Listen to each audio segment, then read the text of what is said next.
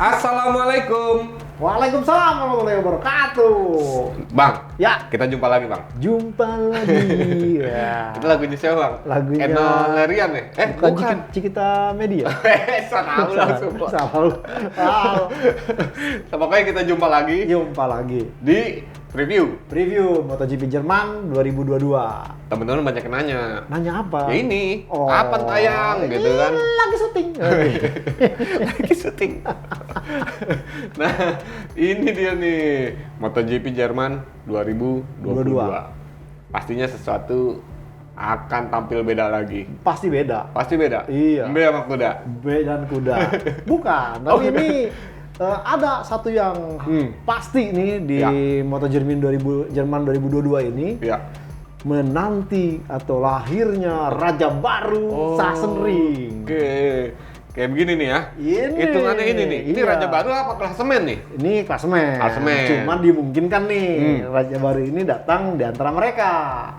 5 ini ya. Betul. Francesco Bagnaia, Enea Enea Bastianini, Fabio Fabio Quartararo, Quartararo, Alex Alex Espargaro, Johan Zarco. Johan Zarco. Oh, itu. Tapi belum tentu yang akan kita bicarakan Betul. Di ya, antara mereka. 5 ini gitu. Iya. Karena ya seperti tadi Abang bilang nih, Sachsenring sirkuit yang bisa dibilang nih agak sedikit berbeda sama Catalunya kemarin. Berbeda Banget ya. Banget. Apa aja yang bikin beda? Satu, ini sirkuit kedua anti clockwise di 2022. Pertama Amerika. Amerika. Yang kedua, dan terus yang berikutnya adalah ini sirkuit yang paling pendek dari semua gelaran MotoGP, di bawah 4 km, tepatnya 3671. Cuman kadang-kadang orang bule digenapin ke atas, nggak mau pusing 2 koma di belakang, 3,7. 3,7. Oh, Itu. bukan 4 meter. Bukan 4 meter, 4 kilo. Ya, di bawah 4 kilo. Ini jadi lapnya kan cepet banget, dan yang berikutnya adalah ini sirkuit yang bener-bener istilahnya menguras fisik karena hampir lebih 50 di atas 65% itu ngiri gitu. Ngiri bukannya Bukan sirik. Ngenan. Iya, atau bukan kalau di WhatsApp grup tuh ngiri dia left gitu, bukan. Oh, gitu, bukan. bukan Ini ya. setelah tikungan ketemu kanan, terus 2 ke kiri, 3 ke kanan, semuanya dari 4 sampai 10 itu kiri, bener-bener memaksa kemampuan. Bagaimana ya kalau kita main di komedi puter tuh, Ya. merry-go-round tuh beberapa waktu pasti bikin pusing. Nah, ini benar-benar menuntut kondisi di mana si pembalap harus siap mental dan fisik. Nah, udah ngiri terus, ketemunya itu 3 kali back to back itu track lurus. Ya. 11, 12, 13. Terutama ini nih, Bang. Ini Yang jadi apa ya? istilahnya icon. Ikonnya waterfall. Waterfall. Ya kalau di istilah di Mari air terjun. Nah, itu dia bukan Curug kalau kata Bang Sinda. Baru gua bilang curug. Kayak di Bogor. Betul. Banyak banget tuh curug. Curug Cigamel, Curug Seribu, Curug Gumpul, Curug Cilember, ada Curug Luhur. Nah, kalau ini curug apa? Curug Sachsenring. Curug Sachsenring. Cuma sebenarnya mungkin buat teman-teman yang sempat menyimak, sebenarnya 2018 ini namanya udah bukan waterfall lagi sebenarnya. Tikungan Ralf Waldmann. Oh, Ini oke. untuk didedikasikan kepada pembalap Jerman Ya. di kelas 250 yang begitu heboh, meninggal dunia karena serangan jantung di 2018. Akhirnya Sachsenring mendedikasikan atau memberikan nama Waldmann Corner istilahnya. Cuman ya memang tidak, karena orang udah kadung lebih gampang bilang waterfall air terjun, karena dari kondisinya itu dari nikung terus kemudian ke kanan tuh langsung turun. Ya mirip kayak corkscrew lah kalau ciri khasnya dulu di istilahnya Guna Seka. Ya. Nah, dan di sini pun memang cukup menyulitkan karena setelah setting kiri bagaimana sisi ban kiri itu digerus dengan suhu yang panas, ketemu kanan yang memang belum baru ketemunya terbilang ya kanannya itu cuma 3.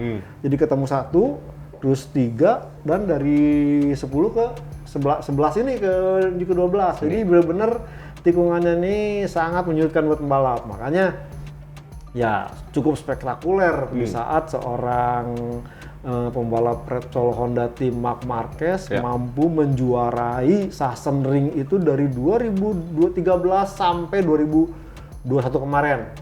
Ya. 2020 kebetulan kan dia pada saat itu absen dan di Sachsenring pun nggak ada karena pandemi. Jadi total tuh 8 kali kemenangan sampai seorang Marc Marquez itu dijuluki rajanya Sachsenring atau The Saxon King. Jadi kayak begini ya, Bang? Oh, ini bikinan nih. Enggak, ya? Enggak, Beneran? Bang. Ini Oh, beneran? yang bikin tim Repsol, Bang. Tuh, 11. Aku pikir 11 editan, kali. editan. Bisa 11 kali digabung dengan kemenangan di kelas 125 dan di Moto2. Ya, makanya dengan absennya The Real Saxon King, Iya, The Saxon King. ini menimbulkan apa ya?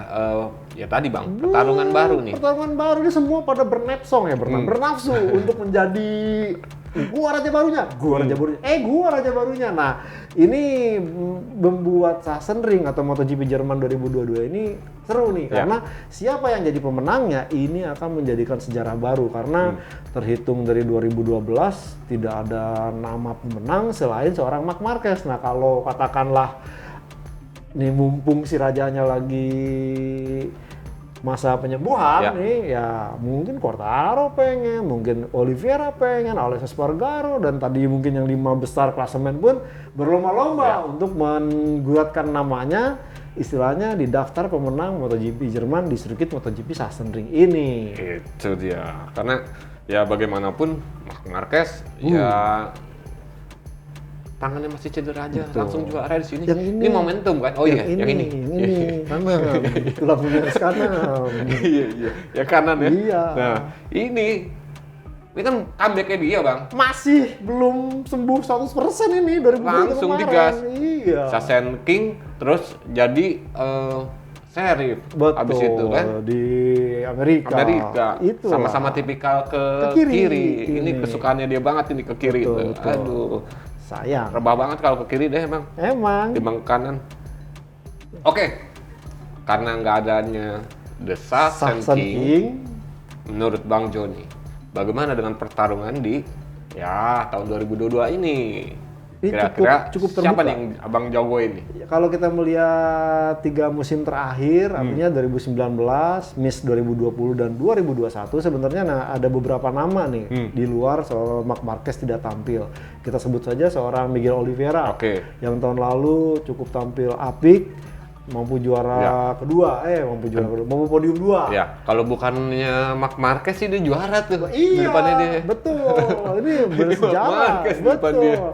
Dan ini cukup unik karena kalau kita melihat karakternya ini, ya memang tidak salah karena KTM RC16 ini memang sering disebut oleh Pat Bearer sebenarnya ini copy paste atau contekan dari timnya Honda pabrikan. Iya, makanya agak mirip-mirip. Jadi kalau kita melihat karakternya cukup apik dan kemarin pun sebenarnya sudah memulai pembaruan tuh emang cukup istilahnya radikal di 2021. Sayang di 2020 ini karena kebanyakan uji coba, risetnya agak sedikit membuat KTM terseok-seok, baru cuman tampil bagus di saat kondisi hujan. Nah, saya kira nih dengan kemarin karakter ban nanti semua ini hampir semuanya depan belakang itu asimetris.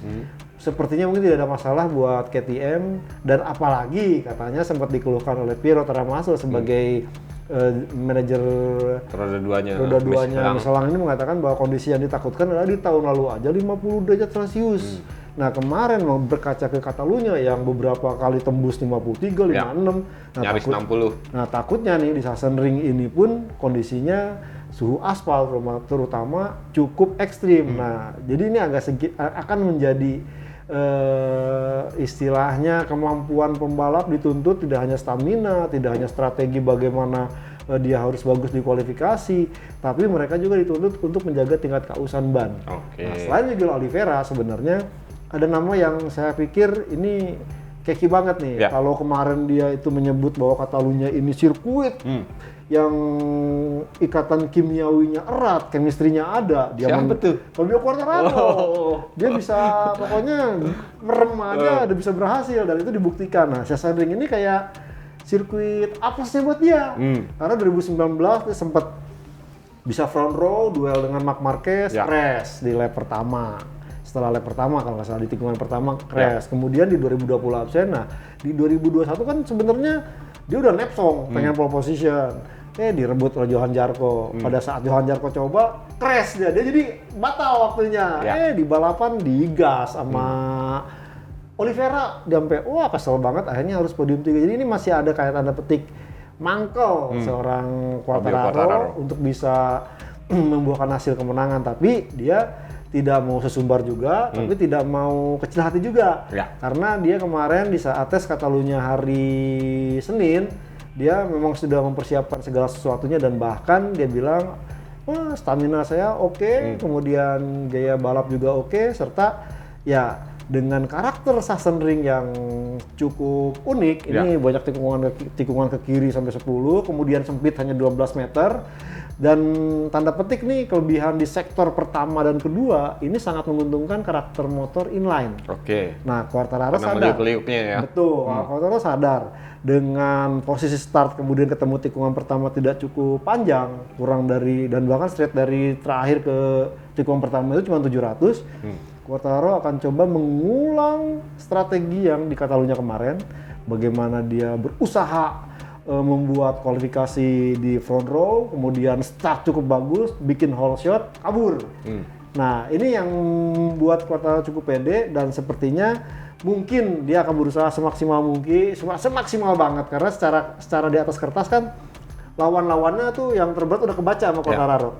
Ya di atas kertas cuma Alex Espargaro doang sebenarnya. Sementara di belakangnya ada Bastianini dan juga Pecco Bagnaia cukup jauh, 66 dan 50 poin. Jadi selama kalau Quartararo mungkin melihat lawan terdekatnya bagus dalam tanda petik Alex Espargaro, dia akan berusaha lebih bagus.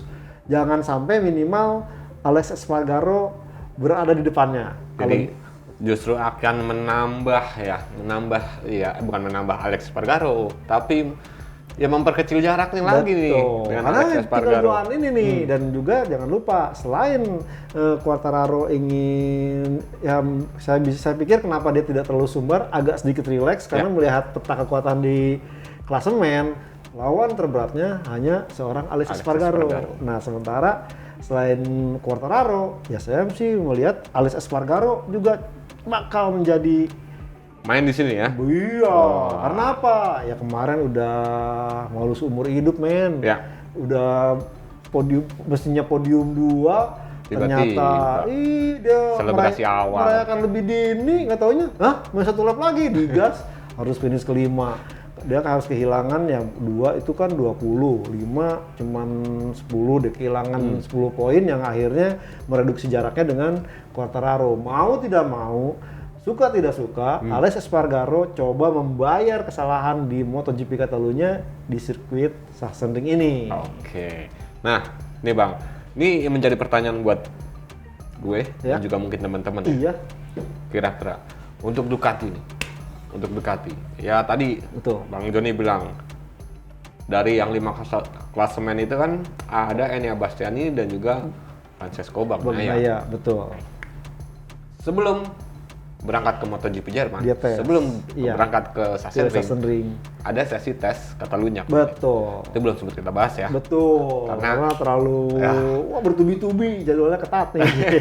Apa aja. Nah, ini dalam sesi tes Catalunya kemarin, Ducati mencoba beberapa part baru lah. Bahkan salah satunya nih yang dicoba oleh Enea Bastianini. Fairing baru untuk Fairing yang 2022. Betul. Dan mungkin juga untuk 2023 mungkin ya, kita nggak tahu. Nah, menurut Bang Joni, antara Enea Bastianini dan juga Pecco Bagnaia, siapa yang kira-kira lebih berpeluang untuk di Sachsenring? Kalau melihat setting motor, saya lebih condong ke Francesco Bagnaia. Karena dia ada istilahnya secara karakter motor yang ini, dia mengatakan bahwa Desmos CGP yang dia gunakan ini udah punya istilahnya high speed cornering yang cukup bagus. Cuma memang kemarin itu dia belum dapat adalah menentukan titik geometri yang dia inginkan. Nah, makanya dia kemudian mencoba dan beberapa kali kesalahan. Dari kesalahan itu dia mendapatkan istilahnya formula untuk menjadi modal kemenangan. Itu pun sebenarnya di Catalunya udah dia mau keluarkan. Sayang dia terkena torpedo Nakagami. Jadi harus mangkal bin keki. Nah di sini dia coba akan berusaha, apalagi kemarin tuh hasilnya cukup bagus. Nah, kenapa saya agak sedikit tahu dengan Enea Bastianini di tahun lalu di saat debutnya Enea Bastianini itu kerepotan mengatasi karakter sirkuit. Emang karena masih rookie dan bahkan mengatasi motor Ducati yang istilahnya powerful, galak, yang mestinya di top speed itu teriak-teriak, ini top speednya straight-nya kecil, kemudian banyak tikung ke kiri, yang notabene ini high speed cornering yang cocok dengan sasis yang lincah. Nah, ini agak sedikit memberatkan, apalagi kiri terus ini cukup membuat Enea Bastianini keteteran. Nah, dia juga sempat menggarisbawahi bahwa suwe nih, sirkuit Sachsenring ini bukan favorit gue, gitu secara gamblang mengatakan hal itu, makanya dia tidak berani atau tidak mau dalam artian mengungkapkan target atau ambisinya di Sachsenring ini. Hanya dia sekedar mengungkapkan, kita lihat di hari Jumat, kita akan coba berbagai macam setting, kemudian seperti apa gambarannya, baru kita akan tentukan. Jadi dia tidak mau pasang ambisi, top 3, nggak mau dia. Iya, dia nggak mau podium, lihat aja dulu, kita akan berusaha. Karena berkaca dari tahun lalu, performanya belum begitu berhasil. Dan ini memang tipikal seorang Enea Bastianini. Tapi kan Bang, kalau kita lihat nih, di tahun lalu kan Enea masih pakai GP20 dong. Betul. GP20 tahu sendiri guys ya kan. Susah lah untuk corneringnya itu agak lebih butuh effort. Setuju. Jika dibandingkan dengan GP21 yang dia pakai sekarang nih. Betul. Bahkan juga nggak menurut kemungkinan ada pemakaian fairing untuk yang 2022 kan? Iya, di Sachsenring ini kan. Tapi belum motor yang 2022 belum. Baru fairing dulu. Iya. Nah, ini Bang maksud gue. Dengan perubahan dari GP20 ke GP21 plus hybrid dengan 22. Iya. Ya, gua rasa nih ya, ada sedikit kans lah. Bukan apa-apa karena melihat 2 kali hasil Mugello dan Catalunya dia secara beruntun DNF, ini masih agak menjadikan beban buat dia. Satu itu yang mestinya istilahnya kalau tidak kejadian Mugello dan Catalunya itu tuh istilahnya udah tinggal satu kaki itu udah di tim pabrikan tuh. Apalagi dengan kemarin keputusan Jack Miller benar-benar berangkat ke KTM. Nah, melihat hasil 2 putaran kemarin dia DNF yang lagi-lagi sebenarnya kesalahan yang sama, yaitu dia terlalu dekat dengan pembalap di depannya sehingga membuat bannya istilahnya meningkat suhunya, sehingga pada saat menikung itu dia kehilangan grip. Nah, ini yang mungkin yang dipelajari oleh Enea Bastianini.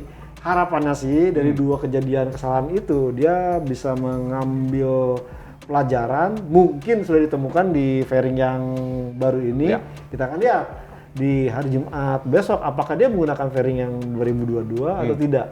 Paling karena seorang Enea Bastianini ini sosok yang memang saya bilang bukan sosok yang istilahnya lugas gitu, bisa yang sosok seperti Quartararo gitu bisa mainin, misalnya melakukan peperangan psikologis gitu. Gue bagus nih, gue yakin nih. Nah, Enea tuh nggak begitu, dia biasanya lebih cenderung diem, tapi dia kalau mamanya dapat hasil bagus pun makin diem gitu. Ini makanya si Albix nih atau Alberto Giribuola ini seneng banget karena karakternya dia itu persis sama kayak Dovi. Pendahulunya Andrea Dovizioso. Jadi nggak ngomong keluar-keluar, irit ngomongnya. Jadi benar-benar bikin pembalap tuh ini nggak ketebak. Lu lihat di balapnya, makanya di balapnya baru dia menunjukkan bahwa ya saya akan berusaha semaksimal mungkin. Nah, itu yang mungkin saya lihat dari Enea Bastianini ada, tapi dengan kita akan lihat dulu di saat ya hari sesi latihan hari pertama Jumat deh, kalau dia menunjukkan istilahnya catatan waktu yang cukup bagus di sirkuit Sachsenring ini, mungkin dia bisa bersaing di top 3 di saat race MotoGP Jerman 2022. Itulah dia. Kalau yang ini, Pecco. Gimana nih? Karena dia mau tidak mau dan suka tidak suka, ya sama kayak Rex Spargaro, dia tidak boleh DNF atau 0 poin nih. Mulai dari malah sebenarnya mulai dari kemarin, cuman kemarin kena apes. Nah, ini udah sebenarnya tekadnya udah seperti itu. Menang atau aman gitu. Aman dalam hal ini istilahnya masih bisa finish di podium. Gitu. Jadi saya rasa Peko akan mengerahkan segala kemampuannya menuai hasil maksimal agar nanti di paruh musim pertama selesai ini dia masih selisihnya bisa nggak terlalu jauh ya. lah, Karena sekarang 66 ya? 66. Betul. Waduh. Jadi makanya dia bilang dia nyebutinnya tuh mungkin kalau mamanya kita lagi apa itu Quartararo dia selalu menyebut Quartararo itu man to beat, Quartararo itu lagi bagus, Quartararo itu tidak perlu top speed kok, buktinya dia bisa menang. Jadi selalu menyebut Quartararo, jangan-jangan terobsesi Quartararo. Jadi Gitu. ya tetap begitu, dia tetap akan berusaha karena dia berkaca tahun lalu juga kan. Tahun lalu juga dia sempat ketinggalan dengan Quartararo, tapi kemudian dia bisa memperpendek meskipun ya saat dia Emilia Romagna dia crash itu jadi gagal. Tapi dia berkaca pengalaman tahun lalu, berharap juga sedikit mungkin mujizat dibantu entah gimana caranya biar bisa mendekati Quartararo sehingga di paruh musim kedua bisa makin dekat lagi poinnya. Karena gini, kalau secara hitungan nih, secara ya kita main simulasi gitu Bang ya. Jarak 66 poin misalnya. 50 poin aja berarti butuh 10 balapan, 10 seri. Kalau urutannya adalah Bagnaia di nomor 1 terus, Quartararo di nomor 2 terus. Iya. Nah, ini baru menyisihkan 50. Betul. Jarak ya kan? Iya. Berarti masih ada sekitar 16 lagi. Iya. 16 lagi. Kalau misalnya ditarik lagi, Bagnaia juara 1, Quartararo juara 2. Setidaknya butuh 4 seri lagi. Iya. Berarti kan total ada 14 seri. 14 seri, iya. Quartararo, ya bukan Quartararo, Peko Bagnaia mau bisa unggul dari Quartararo. Tapi kan nggak mungkin. Setuju. Ya masa lu 14 seri mau pemenangnya yaitu terus gitu kan? Betul. Nggak mungkin kan? Betul. Ya ini emang butuh apa ya? Mukjizat. Iya. Sama effort. Iya. Kalau pamannya kata Sri Mulat tuh hil yang mustahil, hal yang mustahil bener. Itu ya. Hil yang mustahil. Atau kalau kata ininya filmnya Tom Cruise, Mission Impossible. Api dinyalain. Tapi lah, ya ini masih berapa seri ya? Ya masih ada. Ada 11. Lebih dari, kan ketemu ntar ini 10, masih ketemu Asen. Ya 11 total dengan si Sassenring ini. Karena habis Asen udah tuh libur dulu. Libur gara-gara Kimiringnya kan dibatalin. Jadi ya sebulan tuh bikin taktik tuh kayaknya taktik tukbong. Wes bukan tulis. Jadi si Bagnaia mikir gimana nih cara apa yang mesti dilakukan, akan bikin simulasi strategi menghadapi paruh musim kedua MotoGP 2022. Itu dia. Karena walaupun bukan Quartararo, iya. Ya lawannya masih ada Alex Espargaro. Ini jaraknya juga makin jauh. Kalau mamanya Alex Espargaro ngotot, terus Peko Bagnaia ngotot, ya udah duelin dua gitu. Quartararo cuma lihat, kan salah tuh bikin salah, untung Quartararo. Makanya jadi strategi mesti Betul. Paruh musim kedua mesti berpikir lebih banget. Betul. Gimana gua harus ngelanjutin ke sini? Gimana harus ngelanjutin sini? Wah. Kalau si Quartararo 1 mulu otomatis tuh juara dunia. Ya. Tapi gimana nih cara Quartararo ini? Ya udah nih 88-nya alingin misalkan nih. Jadi yang 7 nih bantuin. bikin ini dong barisan dong gitu. Iya, bikin ya kayak meme-meme gitu yang si Jack Miller di belakang kereta pakai senapan gitu. Kacau. Oke lah, Bang. Nah, kira-kira menurut Bang Joni yang akan berada di podiumnya Sassenring ini siapa? Saya masih melihat potensinya itu ada di pertama Quartararo, kedua mungkin Alex Espargaro, Peko Bagnaia. Ini Dan ada mungkin ntar backupnya itu ya Oliveira dan Suzuki nih. Oke. Suzuki siapa? Joan Mir saya rasa. Lebih ke Joan Mir ya? Betul. Kenapa nggak ke Alex? Alex masih belum ketahuan kan, retak dia. Oh iya. Tangan kiri lagi. Belum itu, apa ya? Istilahnya menikung banyak kiri, benar-benar menuntut fisik tangan kiri itu cukup kuat. Makanya kan waktu Marc Marquez menang di Sassenring ini kan tidak membanding kanan ke kiri terus, dan itu memang udah makanannya dia. Nah, Alex Rins ini kan kemarin kena ya juga torpedo Nakagami. Jadi tangan kirinya sampai retak, memang nggak patah sih, cuma kita kan akan melihat.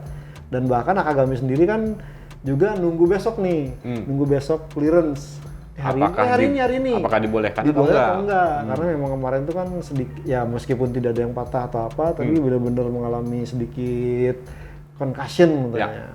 Jadi memang nih ini akan jadi seru-seruan nih. Bagaimana Pecco Bagnaia harus berusaha keras nih, tidak boleh melakukan kesalahan. Kemudian Alex Rins, Joan Mir, itu juga kenapa saya masukkan ke dalam nanti ribut mengganggu podium ini, karena ya Santer kan udah deal nih, dan dia ingin membuktikan dulu nih, jangan sampai deal terus jadi bener-bener teman Marc Marquez tahun depan, tapi secara performa musim ini melempem gitu kan, belum pernah menang juga. Yang ya bahkan podium tuh masih lebih banyak Alex Rins kan. Dia menang juga kan baru berapa kali? Iya, baru sekali sih. Joan Mir ya. Iya, artinya memang ya pembuktian dulu nih, demi istilahnya memberikan kesan dia bergabung dengan Repsol Honda Team. Ya meninggalkan istilahnya kenangan manis lah, karena kan akhir musim juga Suzuki memutuskan mundur dari MotoGP tahun ini. Siapa yang ganti BMW jadinya? Katanya BMW. Nanti itu kita bahas yang lain. Bahas sendiri ya? Kita bahas sendiri. Nah, berarti itu ya Bang ya? Ya. Nominasi yang ada di podium adalah Quartararo, Bagnaia, Alex Espargaro dulu. Alex Espargaro, Bagnaia. Gue pikir lu macak juga nggak apa-apa. Ya, seneng Quartararo. Gitu ya. Karena bagi gue, menurut gue, bisa ya. Ini agak berat sih untuk Quartararo. Enggak dong. Berat. Karena kenapa? Karena gini Bang. Oke, dia Yamaha memiliki kelebihan di tikungan di sektor 1. Sektor 1-2. 1-2. Oke. Nah, 34 memang, 34. Ya. Tapi ini sirkuit apa ya? Sachsenring ini agak sedikit slow. Jika dibandingkan dengan Catalunya kemarin yang flowing nih. Rolling speed-nya lebih cepat. Betul. Nah, sementara dengan sirkuit karakter yang lebih agak lebih lambat gini. Lu butuh power motor yang lebih bagus, akselerasi yang lebih bagus. Nah, ini yang yang menjadi keluhannya Quartararo kan ini nih. Iya. Kecuali ada ya tadi. Tuh. Ya part baru yang akan dipakai untuk di Sachsenring berdasarkan tes hasil Catalunya. Sasis doang udah. Itu. Ya.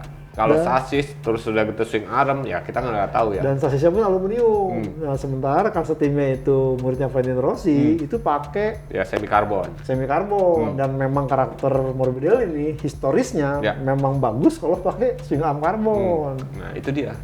Ya, tapi siapa tahu ya Bang? Ya who knows. Ya makanya Quartararo nggak mau sesumbar kan. Lihat aja ntar. Ya, itulah dia. Tapi bagaimanapun itu harus kita saksikan. Gue pengen ngeliat duelnya Bang. Jangan sampai ngabur sendiri kayak kemarin tuh. Ya pasti begitu. Nah, makanya. Kalau nggak begitu dia ini kalah sama angin istilahnya. Udara kotor, udara kotor kayak darah kotor manusia. Ada udara kotor. Dia kan diakuin sendiri kalau dia berada di belakang motor lain susah untuk ke depan gitu kan. Dan jadi ini sebenarnya memang Yamaha ini karakter yang tidak berubah-berubah sejak 2017. Itu. Karena Morbidelli juga mengakui seperti itu. Betul ya, kita palingnya Rossi ngaku juga seperti itu. Iya, Viñales kan yang pertama ngomong ini motor Yamaha itu apa sih? Motor Yamaha itu harus kualifikasi bagus, start kabur. Kalau di belakang susah nyari motor di depan. Nah, itu dari 2017 berarti sekarang udah 5 tahun belum ketemu juga tuh penyakitnya itu. Lain hal kalau misalnya fight satu-satu lah gitu ya. Itu masih rada lebih ya bisa mengakali lah ya. Setuju. Dari sisi pengeremannya ataupun dari sisi apanya kan. Tuh, nggak tahu. Jadi itu ya Bang? Itu. Pamit nggak? Ya tuh teman-teman kali mungkin ada yang mau ngasih gua enggak kayak begitu. Gua mungkin Enea Bastianini, Pecco Bagnaia atau Johan Zarco. Duka Marini. Iya. Oke. Jadi ya itulah Bang ya. Pokoknya teman-teman tulis di kolom komentar. Terus sebarin, ajak teman-teman. Subscribe nih di YouTube Autorace 1 ID ya. Oh enggak, itu di Instagramnya. Itu Instagram. Autorace itu. Autorace, ajak teman-teman dan jangan lupa bilang sama teman-teman juga nyalakan tanda loncengnya. Iya, untuk update informasi berita terbaru dari YouTube Autorace. Ya. Oke, siap. Saya Kabudiansyah dari Autorace ID dan juga gridauto.com. Pamit guys. Saya Joni Lono Mulia dari motorplusonline.com. Turut pamit. Assalamualaikum. Waalaikumsalam warahmatullahi wabarakatuh.